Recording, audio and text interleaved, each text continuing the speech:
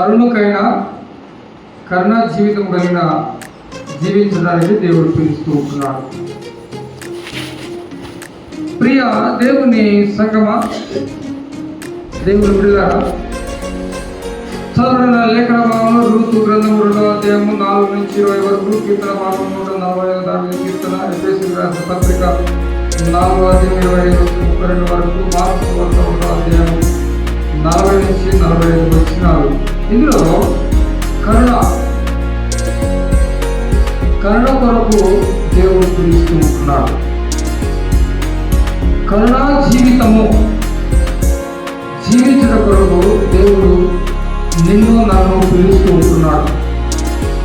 మన పరలోకపు తండ్రి ఆయన నిత్య ప్రేమ కలిగిన దేవుడు, అందరి యొక్క ప్రేమను చూపించగలవాడు. ఆయన ప్రేమ కరుణతో తన ప్రజలను నడిపించుతూ ఉన్నాడు. దానికి రుజువుగా యేసుక్రీస్తు ప్రభువు వారు తన కుమారుడైన యేసుక్రీస్తు ప్రభువు వారు ఈ లోకమునకు 2000 సంవత్సరాల క్రితమే పంపించాడు. మానవాళిని ఎంతగా ప్రేమించారంటే, మన మహాపాపములు తన భుజాన వేసుకొని కల్వరి సిలువలో మరణించాడు. ఆ మరణము మనం పొందవలసిన వారు, మనము పాత్రులము. కానీ ఆ మరణమును యేసుక్రీస్తు ప్రభువు వారు తీసుకొని తన ప్రేమ కరుణను మనకు చూపిస్తూ ఉంటున్నాడు. ఆ మరణం పొందక మీరు ఉండాలి అని. చూడండి, రోమీయులకు రాసిన పత్రిక 5వ అధ్యాయము, రోమీయులకు రాసిన పత్రిక 5వ అధ్యాయము 6-7 వచనాలు.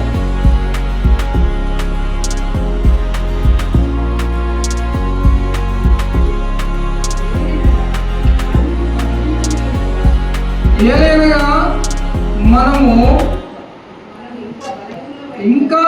మనం ఇంకా బలహీనమై ఉండగా క్రీస్తు యుక్త కాలము మన కొరకు చనిపోయెను, భక్తిహీనుల కొరకు చనిపోయెను, నీతిమంతుల కొరకు సైతము ఒకడు చనిపోనట్టు అరుదు. మంచివాని కొరకు ఎవడైనా ఒకవేళ చనిపోయి తగ్గింపవచ్చును. అయితే దేవుడు మనలా తన ప్రేమను వెల్లడిపరుచుతున్నాడు. ఎట్లనగా, మనం ఇంకనూ పాపమై ఉండగానే క్రీస్తు మన కొరకు చనిపోయెను. దేవునికి స్తోత్రం, హల్లెలూయా. ప్రియ దేవుని సంగమా, దేవుని బిడ్డలారా, ఎందుకు మన కొరకు చనిపోయాడంటే, ఎందుకు మన కొరకు ఇంకా మనం పాపలమై ఉండగానే చనిపోయాడంటే, ఆయన కరుణా సంపన్నం, ఆయన వాత్సల్యం పాపులమైన మనలో చూపిస్తూ ఉంటున్నాడు. ఎందుకంటే ఒక్కరు కూడా చనిపోకూడదు. చూడండి, లూకా సువార్త 19వ అధ్యాయము 10వ వచనం మాట చూస్తాం. లూకా సువార్త 19వ అధ్యాయము 10వ వచనము. నశించిన దానిని వెతికి రక్షించుటకు మనిషి కుమారుడు వచ్చినట్టు చెప్తూ వస్తుంటున్నాడు. ప్రియ దేవుని సంగమా, దేవుని బిడ్డలారా, నశించిపోతున్న మానవుడు, నశించిపోతున్న దేవుడు ఏర్పాటు చేసుకున్న నరుడు, తన స్వహస్తాలతో ఏర్పాటు చేసుకున్న నిర్మించుకున్న ఆ నరుడు తన నుండి దూరముగా పారిపోయి మరణానికి పాత్రుడుగా ఉంటున్న ఆ నరమానుని వెతుకుతూ ఉన్నాడు. ఈ లోకానికి వచ్చి వెతుకుతూ ఉంటున్నాడు. ఏమని పిలుస్తున్నాడు? ఆయన ప్రయాసపడి భారం మోస్తున్న వారున్నారా ఆయన పిలుస్తూ ఉంటున్నాడు. మరి ఎంతో భారం మోసుకొని మోయలేని బరువును మోస్తూ దేవునికి దూరస్తులుగా అనగా ఈ లోక మర్యాదలను మనము పాటిస్తూ దేవునికి కోపము పుట్టించేవారుగా, దేవునికి దూరస్తులుగా జీవిస్తున్న మనలను మనం ఇంకా భక్తిహీనమై ఉండగానే క్రీస్తు మన కొరకు యుక్త కాలమునైనా తన ప్రాణములను దారపోస్తూ వస్తుంటున్నాడు. జ్ఞాపకం చేసుకోవాలి. అంటే ఎంతగా నిన్ను నన్ను పిలుస్తున్నాడు, ఎంతగా నిన్ను నన్ను ప్రేమిస్తూ ఉంటున్నాడు. ఆ ప్రేమను మనం రుచి చూస్తున్నావా?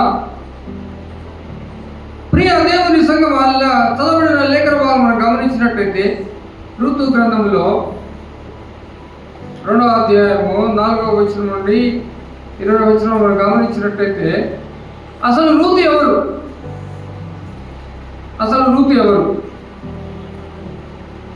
రూతు ఎవరమ్మా? మోయాబు దేశస్తురాలు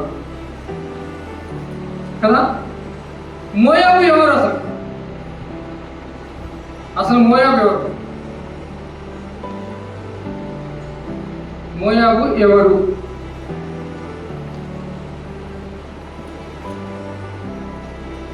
మోయాబు ఎవరు? 2 తెగలు ఉంటాయి. ఒకటి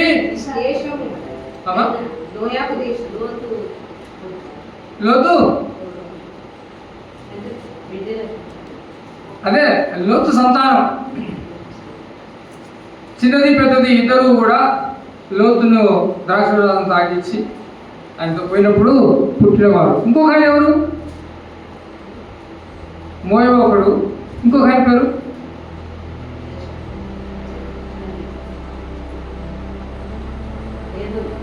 అమ్మా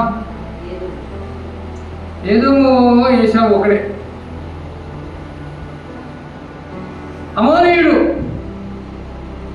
అమోనీయుడు ఇద్దరు కూడా శపింపబడిన వారు. అందుకోసమే ఎప్పుడూ కూడా ఇశ్రాయేలుతో యుద్ధము చేసేవారు ఎవరంటే మోయాబీలు, అమోనీయులు. ఎప్పుడూ కూడా వారితో వైరమే ఉంటుంది. ఎందుకంటే దేవుడు వారిని శపించాడు. శాపగ్రస్తమైన ప్రదేశము దేశము నుండి నయోమి అక్కడికి వెళ్ళినప్పుడు నయోమి ఇద్దరు కుమారులకు పెళ్లి చేసినప్పుడు ఒక ఓర్ప ఒక రూపు. నయోమి భర్త కూడా చనిపోతాడు, ఇద్దరు కుమారుడు అక్కడే చనిపోతాడు. ఎందుకంటే అది శపింపబడిన దేశంలో, నువ్వు ఎక్కడైనా దీవించబడిన దేశంలో ఉన్నావు కానీ కాదనుకొని అక్కడికి వెళ్ళావు, కొంత నష్టం ఏర్పడింది. ఆయన కూడా తిరిగి ఆమె రికలెక్ట్ చేసుకొని తిరిగి నా దేశానికి స్వదేశానికి వెళ్తానని బయలుదేరినప్పుడు ఇద్దరు కోడలు వచ్చి ఆ కోడలతో మాట్లాడుందమ్మా, ఇప్పుడు ఈ ముసలిదాన్ని నేను మళ్ళీ పెళ్లి చేసుకొని కుమారుడు ఆయన నాకు ఓపిక లేదు, మీరు ఎవరస్తులు వెళ్ళి వేరే పెళ్లి చేసుకొని సుఖంగా మీ అమ్మ నాన్న దగ్గర ఉండిపోండి అని పంపిస్తే ఓర్ప అతను ముద్దు పెట్టుకొని వెళ్ళిపోతుంది. కానీ రూతు నయోమిని చూచి ఆమెలో రాబోయే దినముల్లో భవిష్యత్తులో ఒక దీవెనకరమైన జీవితము, కరుణగల జీవితము, కృపా సహితమైన జీవితము ఆమె ద్వారా దేవుడు నాకు అనుగ్రహిస్తాడు గుర్తెరిగి ఆమెను ముద్దు పెట్టుకొని అంటుంది ఆమెతో, నీ జనమే నా జనము, నీ దేశమే నా దేశము, నీ గ్రామమే నా గ్రామం, నీ దేవుడే నా దేవుడు. నువ్వు ఎక్కడ చచ్చిపోతే నేను అక్కడ చచ్చిపోతాను, నువ్వు ఎక్కడ పాత పెట్టబడితే నేను అక్కడ పాత పెట్టబడతాను. చూడండి ప్రియ దేవుని సంఘం, ఆ దేవుని పిల్లరా, ఋతు గ్రంథాన్ని మన జీవితంలో లోతుగా అర్థం చేసుకోవాలి. లోతైన మర్మములతో కూడిన దీవెన ఆశీర్వాదములు దేవుడు ఆమెతో మనతో మాట్లాడుకుంటున్నాడు. పాపులమైన మనము, మహాపాపులమైన మనము ఆమె వంశము ద్వారా మన కొరకు రక్తము చిందించే ఆ పరమ దేవుడు, ఒక గొప్ప కార్యము జరిగించే గొప్ప దేవుడు, విమోచన కార్యము జరిగించిన గొప్ప దేవుడు ఆమె వంశము నుండి బయటకు వచ్చినని మనం జ్ఞాపకం చేసుకోవాలి. శపింపబడిన దేశం నుండి వచ్చినా కూడా ఆమె దేవుని యొక్క ఆశీర్వాదమును చూస్తుంటున్నది. దేవుడు తన చేయబోయే దీవెనలు, తన కొరకు ఉంచబడిన ఆ ఆశీర్వాదములు ఆమె చూస్తున్న తన ఆత్మతో గమనిస్తూ ఉంటున్నది. అందుకు చూడండి, నీ దేవుడే నా దేవుడు,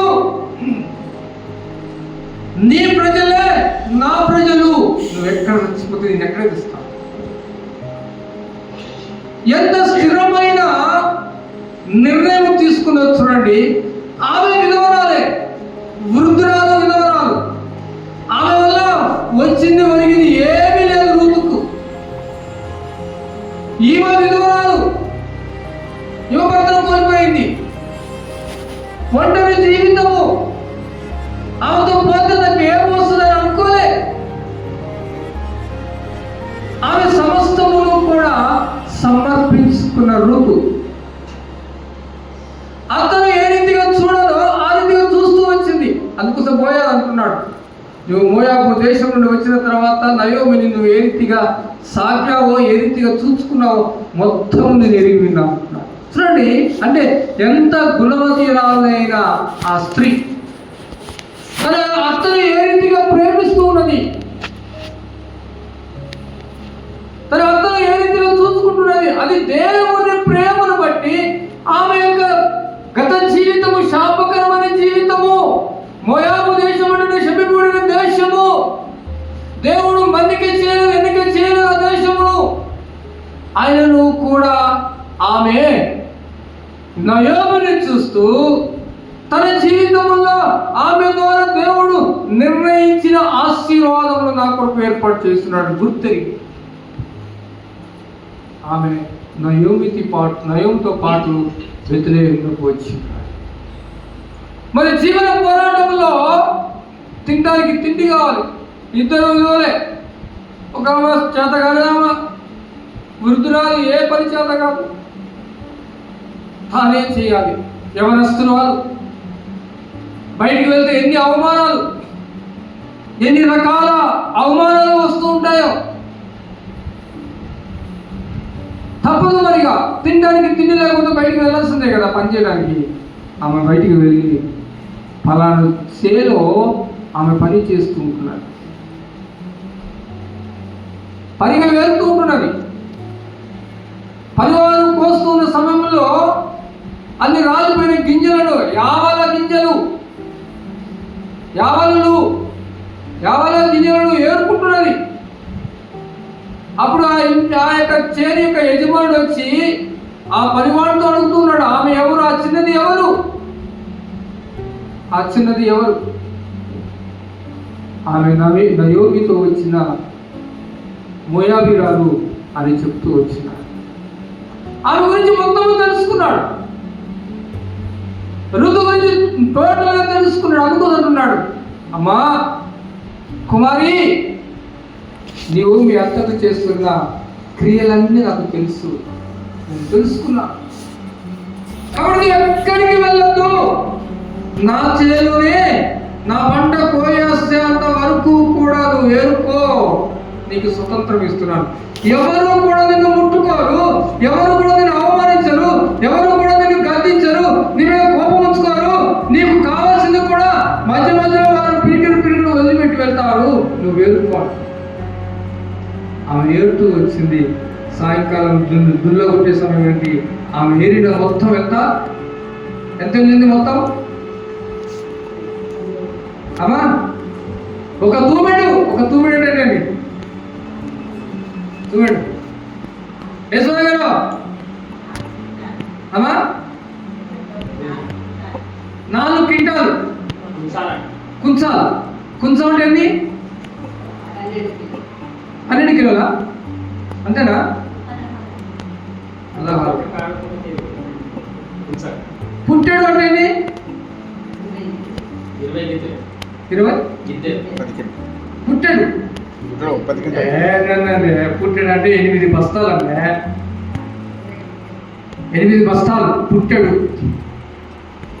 8 బస్తాలు, 8 బస్తాలు ఉంది, 10 బస్తాలు ఉంది సార్. అదే చెప్తాను, పుట్టెడు అంటే 8 బస్తాలు. ఆ రోజులలో ఎకరానికి ఒక పుట్టెడు పండించే వాళ్ళు ఉంటారు. 8 క్వింటాలు, 8 బస్తాలు.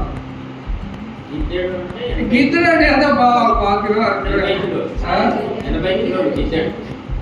20 కిలోలు కాదండి, 20 కిలోలు 70 కిలోలు ఒక్కొక్క ఏరియా. గిద్దెడు అంటే ఎంత అండి?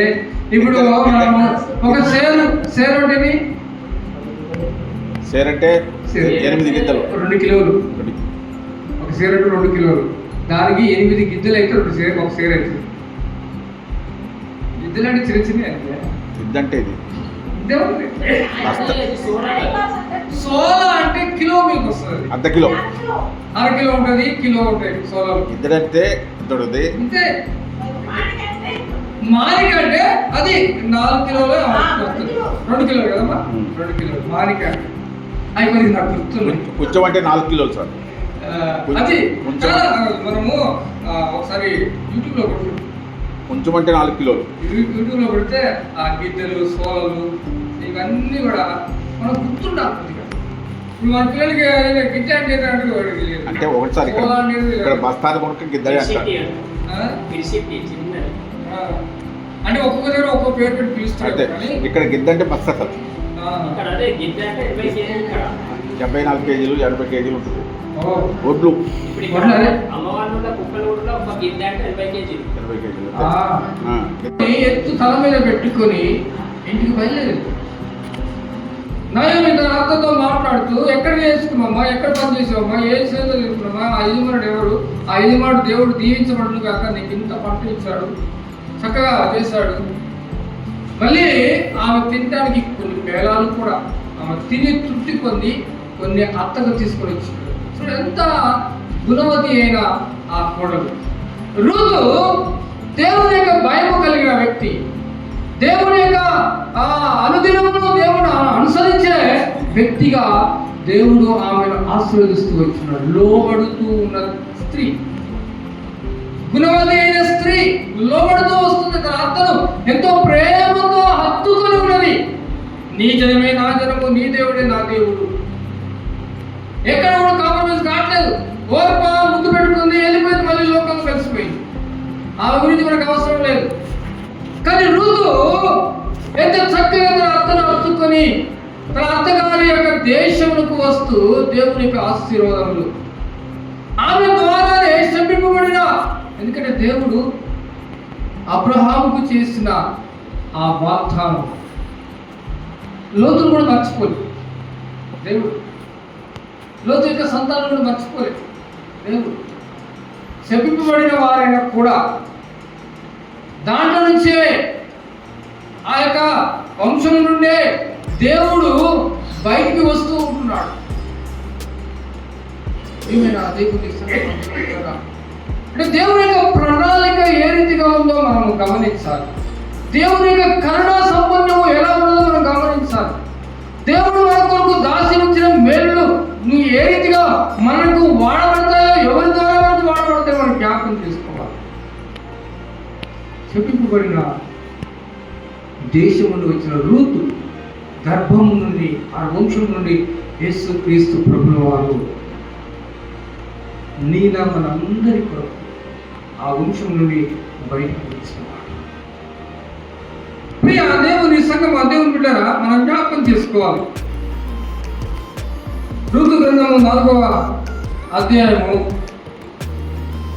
18, 19, 20 వచనాలు మనం గమనించినట్లయితే,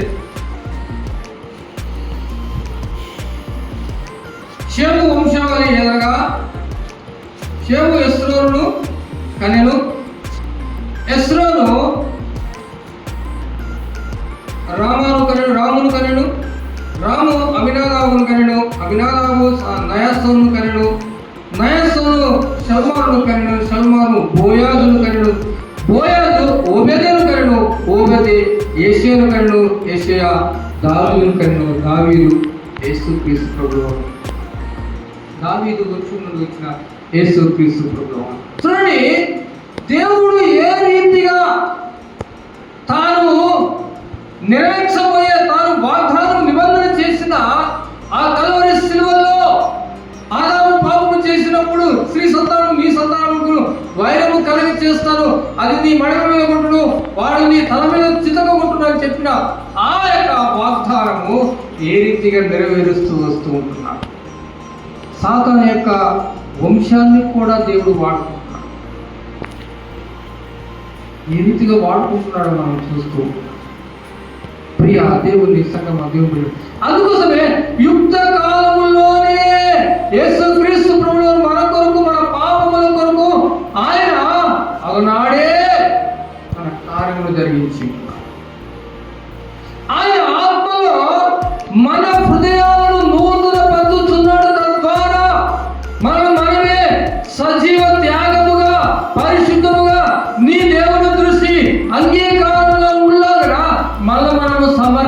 తీసుకోవాలని నిన్ను నన్ను పిలుస్తూ ఉంటున్నాడు. నిన్ను నన్ను పిలుస్తూ ప్రియ దేవుని సంగమ దేవుడుగా జ్ఞాపకం చేసుకోవాలి. నూతన హృదయానికి ఇస్తానన్నాడు. మనం చూస్తూ ఉంటున్నాం.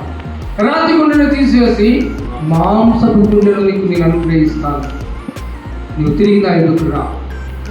గ్రంథంలో ఆ మాట పలుకుతూ ఉంటున్నాడు. ఇప్పుడైనా నువ్వు ఉపవాసం నుండి కన్నీళ్ళు విచ్చుతూ దుఃఖించుతూ మనోపూర్వకంగా తిరిగి నా ఎదుకు రండి. ఇదే యెహోవాకు నేను చేయనుద్దేశించిన కీడుని చేయక. ఆ మహాప్రభువైన నినివే పట్టణమును దేవుడు ఏ రీతిగా రక్షిస్తూ వచ్చింటున్నాడు. యోనా పారిపోకుంటున్నాడు.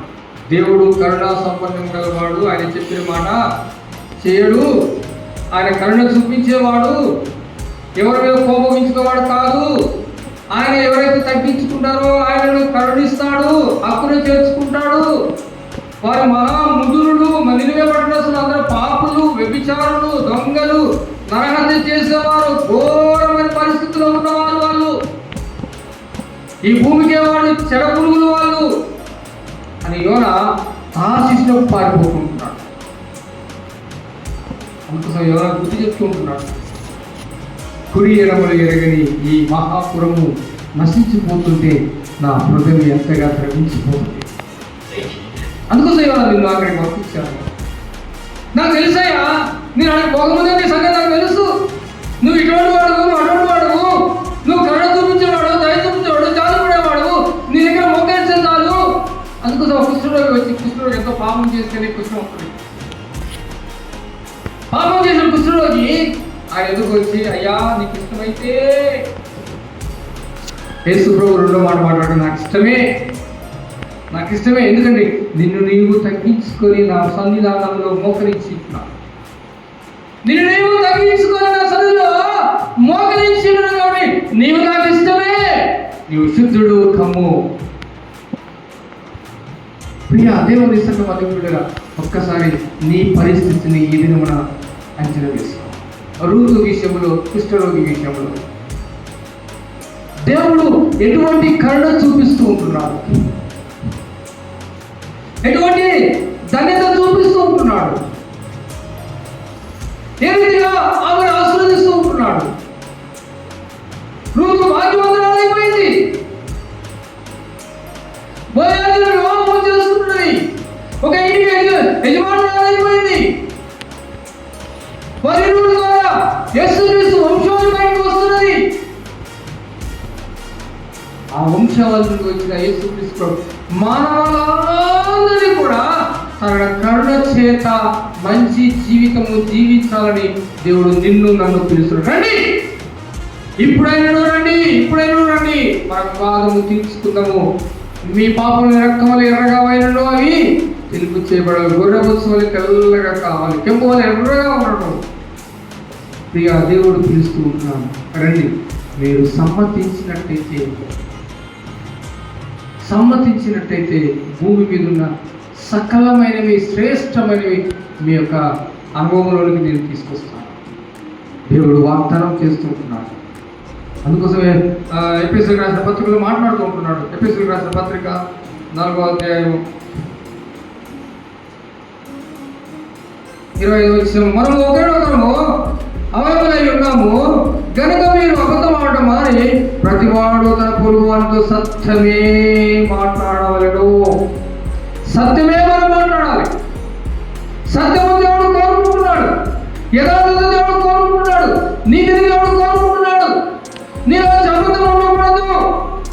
మన ఉదయకాలం దేశకాలం ఇప్పుడు ఎన్ని అబద్ధాలు ఆడుతూ వచ్చింటున్నాం. దేవునికి ఇష్టం లేని మాట పదమని అబద్ధం ఆడు, కానీ మనము దానినే ఎక్కువగా ఉపయోగిస్తున్నాం. ప్రియమైన దేవుని సంగమ దేవుడు సత్యము కలుపుకుంటున్నాడు. ఈ లోకంలో సత్యము మాట్లాడితే మనకు శత్రువులు ఎక్కువ అవుతారు, అబద్ధం ఆడితే మిత్రులు ఎక్కువ అవుతారు. ఏంటి అబద్ధాలని చెప్పవచ్చు, అంతగా మిత్రులు ఎక్కువ అవుతూ ఉంటారు. సత్యము మాట్లాడుతుంటే అంతగా శత్రువులు పెరుగుతూ ఉంటారు. ఆయన కూడా దేవుడు ఈ లోక ఆచారముల వైపు చూడక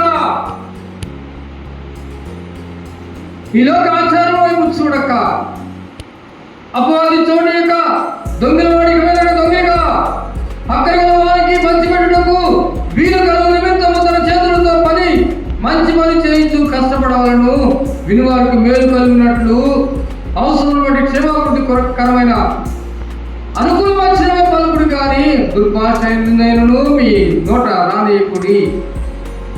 ఎంత చక్కటి మాట! దుర్భాష మన నోట్లో వచ్చి రావద్దంటున్నాడు దేవుడు. మనం ఒక్కోసారి కోపం వచ్చి బాగా మితిమిరిపోయినప్పుడు ఇష్టానుసారమైన మాటలు మాట్లాడుతాం. దుర్భాష నీ నోటి నుండి రావద్దంటున్నాడు దేవుడు. కోపపడండి, గద్దించండి, సరిచేయండి, బుద్ధి చెప్పండి. ఈ కోపము సూర్యాస్తమయంగా ఉండకూడదు. సంఘముల సేవకులు కూడా ఎన్ని రకాలుగా హెచ్చరిస్తూ ఉంటారు, ఎన్ని రకాలుగా ఎలా ఉండాలి, ఎలా జీవించాలి, దేవుని సభ ఎలా కూర్చోవాలి, ఎలా వినాలి అంటే ప్రతిదీ కూడా మీకు తెలియజేస్తుంటారు, గద్దిస్తూ ఉంటాం. కానీ కొంతమందికి అది ఇష్టంగా ఉండదు. మాకే సమస్తములు తెలుసు, నువ్వేది మాకు గద్దించేదని. సేవకుడుగా మేము చేయవలసిన బాధ్యత అది. నువ్వు వింటే విను, లేకపోతే నీ ఇష్టం. అది ఒక దేవుడు లెక్క అప్పచెప్పవలసిందే దేవుని సన్నిధిలో.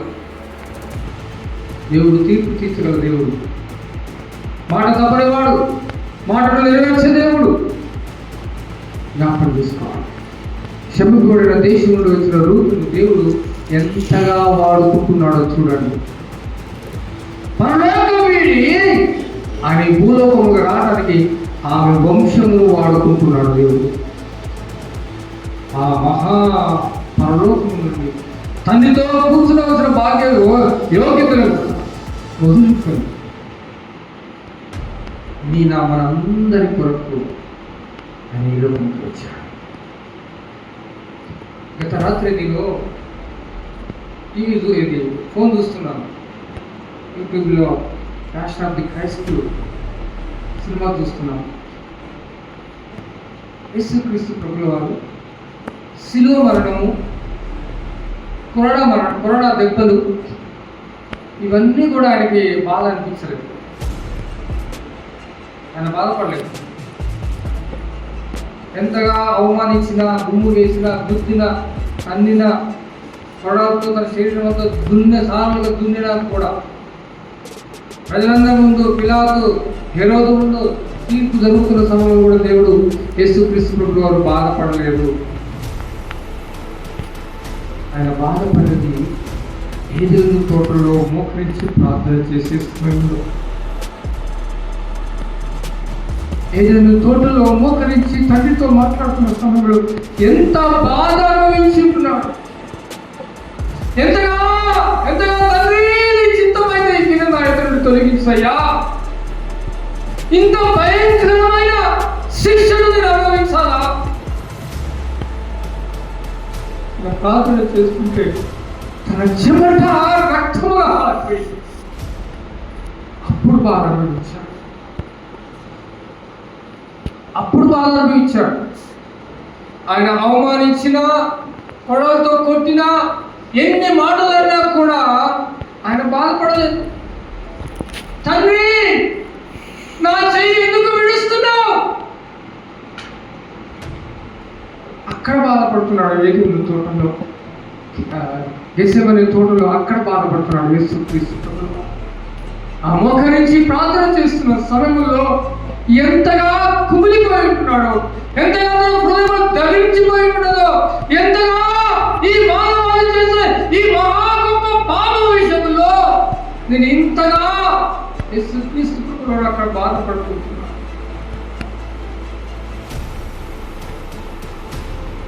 కానీ దేవుడు దూతను పంపించి ఆదరిస్తున్నాడు. ఇది తప్పదు, ఇది చేయక తప్పదు. ఎందుకంటే మనం నిర్మించుకున్న మానవుడు చనిపోతున్నాడు, మరణానికి పాత్రమవుతున్నాడు. అందుకోసమే ఆ మరణపు ముళ్ళును నువ్వు విడిచివేయవు. అకేశమైన తోటలో ప్రార్థన చేసే సమయం మన ఫిలింలో చూస్తాం, ఒక పాము సర్పం వస్తుంది, అప్పుడు కాల్చుదని చితికతో ఆ మరణము ముళ్ళు కొరింథీయులకు రాసిన పత్రికలో అపొస్తలుడు పౌలు అంటున్నాడు, ఓ మరణమా నీ ముళ్ళు ఎక్కడ, ఓ మరణమా నీ విజయం ఎక్కడ? లేదు. ఎందుకంటే ఏదైనా గెత్సెమనే తోటలోనే దేవుడు ఆ మరణపు ముళ్ళును విడిచివేశాడు. ఆ మరణపు ముళ్ళును విడిచివేశాడు ముందుగా.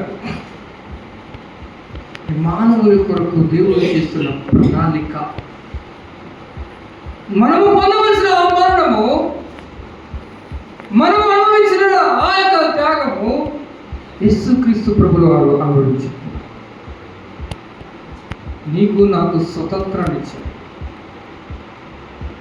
ప్రియా దేవుని సంగమా వింటున్నా, నీవు ఒక దినమున లెక్క అప్పచెప్పటానికి ఈ సమయాన్ని దేవుడు వాడుకోబోతున్నాడు. ఈ సమయాన్ని దేవుడు నిన్ను వాడుకోబోతున్నాడు. నీలో మార్పు జరుగుతున్నదా? నీలో మార్పు జరుగుతుందా? రూతు నష్టపోయింది, అక్కడ భర్తను కోల్పోయింది. ఆయనను కూడా తన మనస్సును మార్చుకుంది. స్థిరమైన మనస్సుతో అతను అత్తుకుంది. స్థిరమైన మనస్సుతో అతను అత్తుకుంది. తన మార్పు జరిగింది. నష్టపోయినా పర్లేదు, దేవుని కొరకు నేను నిలబడతాను, ఆయన రాకడ కొరకు నేను నిలబడతాను. అత్తుకుంది దేవుడు. అతను అత్తుకున్నది. ఇప్పుడు దేవుడు నిన్ను అడుగుతున్నాడు, నువ్వు నన్ను అత్తుకుంటావా? నువ్వు నాకు ఇష్టమే, నీవు నాకు ఇష్టమే. నీ కొరకే 2000 సంవత్సరాల క్రితం ఎవరి కాలం నా ప్రాణములు నీ కొరకు దారిపోస్తున్నాడయ్యా. నీ కొరకు నా శరీరం అంతా కూడా గొలగొట్టుకుందయ్యా, కొడవలతో కొట్టుబడుచుకున్నాయా, శరీరం మీద గాయాలతో ఉండిపోయినా నీ కొరకే, నువ్వు చేసిన మహాపాపముల కొరకే నువ్వు స్వస్థత కలగ చేసి నీకు కరుణ కలిగిన జీవితం ఇవ్వటానికి నేను ఈ లోకానికి తెచ్చాను. అందుకోసమే దేవుడు అంటున్నాడు, మనం ఒకరినొకరి ప్రేమ కలిగి జీవించాలి. ప్రేమ కలిగి జీవించాలి. మనం అందరం కూడా ఒక అవయవమై ఉంటాం. మన అవయవాలన్నీ కూడా క్రీస్తులో అంటగట్టబడి ఉంటాం. క్రీస్తులో అంటగట్టబడిన మన అవయవాలన్నీ కూడా ఆయన జీవం మనలో ప్రవహిస్తుంది. ఆయన ప్రేమ ఏ రీతిగా వెల్లడి చేసి ఉంటున్నాడో మనము కూడా ఆ ప్రేమను వెల్లడి చేయాలి. దొంగతనం చేయకుండా కష్టపడి మంచి పని చేసి ఇతరులకు సహాయపడే విధముగా మన జీవన ప్రయాణం ఉండాలని దేవుడు కోరుకుంటున్నాడు. అందుకోసమే దేవుడు నీతో నాతో మాట్లాడుతున్నాడు. ఎప్పుడైనా తిరిగి నా ఇంటికి వస్తే నా కరుణ సహితమైన జీవితాన్ని నిర్మిస్తాను. క్రియారూపముగా నువ్వు జరిగించిన కొరకు నీ క్రియారూపముగా నీ కొరకు ప్రాణత్యాగం చేసి నువ్వేదో మొట్టి మాటలతో చెప్పట్లేదు. నేను ఒట్టిగా వచ్చి ఏదో మాయ చేసి మిమ్మల్ని చేయలేదు. నీ క్రియారూపముగా సిలువలో ఏ రీతిగా మరణించుంటున్నారో, క్రియారూపము ఏ రీతిగా నిన్ను ప్రేమించుంటున్నారో అదే రీతిగా ఒకరినొకరు ప్రేమతో కలిగి క్రియారూపముగా అక్కర్లో ఉన్నవారిని ఆదుకునే విధముగా నీ జీవిత ప్రమాణము ఉండాలని దేవుడు కోరుకుంటున్నాడు. ప్రియ దేవుని సంగమా, దేవుని నీవు నాకు ఇష్టమే అంటున్నావు, నీవు శుద్ధుడు కమ్మంటున్నావు. కానీ దేవుడు నియమించిన మోషే నియమించిన ధర్మశాస్త్ర ప్రకారం నీ యాజకుడికి కనపరుచుకొని కానుకలను సమర్పించు. ఎవరికి చెప్పకోసమే అని వాడు దేశమంతా, ఊరంతా, గ్రామంతా, పట్టణమంతా కూడా క్రీస్తు ప్రభువు తను రక్షించాడు, స్వస్థత కలిగజేశాడు, సువార్త ప్రకటిస్తూ ఆయన బహిరంగంగా ఉండలేకపోయాడు, పట్టణంలో ఉండలేకపోయాడు, అయినా కూడా విడువక వెంబడిస్తూ వస్తున్నాడు. నీవు ఏ స్థితిలో ఉన్నావు? ఈ సమయంలో దేవుడు నిన్ను అడుగుతుంటున్నాడు, నువ్వు ఏ స్థితిలో ఉన్నావు? నన్ను వెంబడించేవాడుగా ఉన్నావా? నా సువార్తను ప్రకటించేవారుగా ఉన్నావా? ఆ కృష్ణుడు ఏ రీతికి ప్రకటిస్తూ వచ్చింటున్నాడు ఆ రీతిగా ప్రకటించడానికి నువ్వు సిద్ధంగా ఉన్నావా? క్రియారూపంగా చేయడం సిద్ధపడుతున్నాము. కాబట్టి ప్రియ దేవుని సంగమా ఉన్నాము. దేవుడు చిత్త ప్రకారము నీవు నేను మనం నెరవేర్చుటకు మనం సిద్ధపడాలి. అటువంటి భాగ్యము దేవుడు మనందరూ కలగజేసి దీవించుకుని ఆమె